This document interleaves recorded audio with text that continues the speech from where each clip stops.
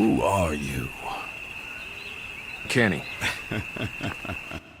I remember when Telltale's The Walking Dead game Season 2 finale came out, and at the end of the game, they give you a choice. You can shoot Kenny to save Jane, or look away to essentially save Kenny. This was in the middle of 2014, and I remember I watched PewDiePie play it, and he chose shoot Kenny, and a lot of people did, because it's something the game kind of makes you think you've got to do. I just felt like Kenny's time was over. He's been through so much that it wouldn't be a point to keep him alive, and he just needed to see it end. That's a good message. You've been through hard stuff in your life, have you? Well, you're gonna get done anyway. But I've always found it so weird how the characters in the game will all start talking about Kenny like he's some weird guy not doing the normal thing, and that it's not a normal reaction to have when you've just lost your wife, your second wife. Look at him in that tent wanting to be alone. Filth. What's wrong with Kenny?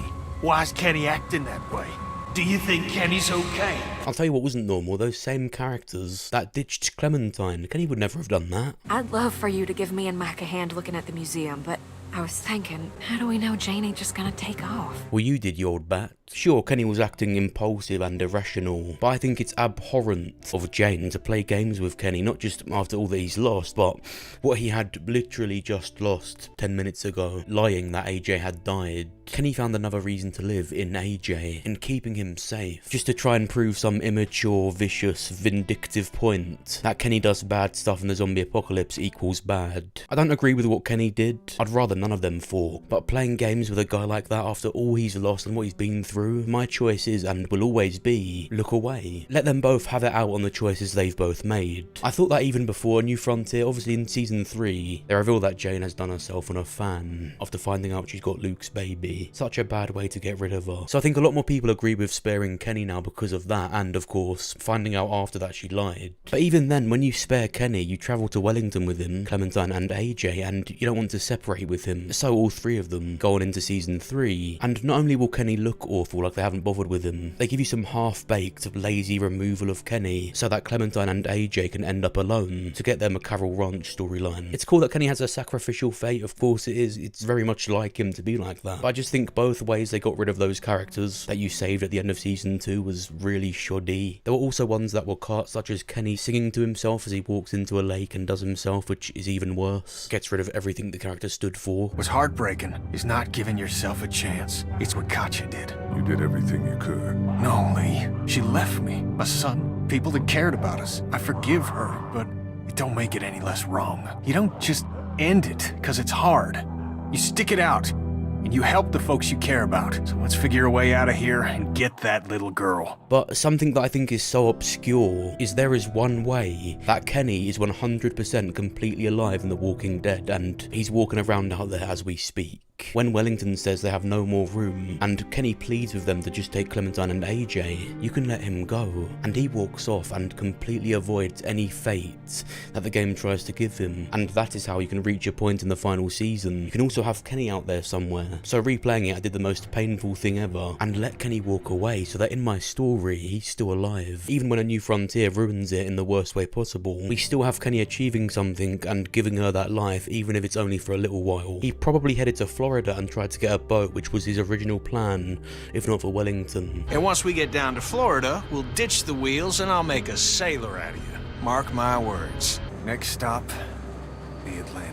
And with those rumours of a Season 5 called A Fatal Frontier, where it could potentially be Javier and Kenny both going to look for her again, it doesn't take away what he did for them, especially if he gets to go and have a really cool story with them later. We could see a more calm, more experienced and controlled Kenny. And even then, the point in the comic story that the games got to was around the time the Whisperers collapsed. So rewind back to when Kenny disappeared, we could get a whole game about Kenny encountering the Saviours. He could even join the Saviours for a bit and go through this hard time, but then he leaves after Rick defeats them. With the type of person that Kenny was and all that he lost and him being alone, I see it as really possible that in a Kenny game or a game that Kenny's in, they could feature a Kenny and Saviours story in the game. And if he was with these people, with how he was perceived and the characters perceived him in Season 2, I think it would be really cool to see what Kenny would and wouldn't do. I mean, the player would kind of decide it. You know, would Kenny stand and watch Negan do someone's head in a lineup? He might even have his own group of saviours to lead. And when someone from a community tried try something, you can decide as Kenny if you want to do anything about it as punishment. Then, when Rick beats the Saviors, he could have a bit in the game with the Whisperers. But I think mainly what they would do is have him be with the Saviors. He saves a few people, they go with him, and he ends up at the Commonwealth, where he could then, with his newfound resources, go and find Clementine after meeting people at the Commonwealth that tell him about the fall of Wellington. It's not unlikely at all that a game with Javier and Kenny could happen from there, because remember, Paul Rovia, Jesus, from the comics was in close ties with Richmond, where Javier was, and his reward is seeing what Clementine and AJ have become. Now, Skybound / Telltale Games acknowledged this fatal frontier rumour over 4 years ago, but I don't care. Sure, maybe that was just a rumour, and sure, maybe back then they didn't have any plans. But since then, it's not even been that long. I do believe we can see Kenny again one day. They wouldn't tell you if they were. Right now, Telltale are clearly working on stuff like The Wolf Among Us and another season of Expanse, for example. But deep in the archives, would there be plans and ideas for another game, even if nothing is solid? I think definitely. It is their most popular game, if not even at the time of this tweet, then now for sure. And so if they do go the returning character route in the next Walking Dead game and it's not Clementine, you've got the best, most loved other character right there. Would they have to retcon some stories? Yeah, but again, would you mind? When realistically you can change your story anyway. And if you had known in season 2 that Kenny would go and die like that, wouldn't you want it to be canonised that he did just walk away and survive? I think Kenny embodies everything great a Walking Dead character should be. I'll always remember how Kenny loses Duck. They find out he's bitten and Kenny ignores it. He knows Duck's gonna die, but he just doesn't want to acknowledge it yet. Doesn't want to start that chapter. But when they finally agree to take Duck into the woods, to put him down before he turns, his wife, Katya, does herself in before they do it. And what does Kenny do? He keeps going. He's the one driving the train. But we could probably deal with that. We got a train. That thing's not full of milk, Charles.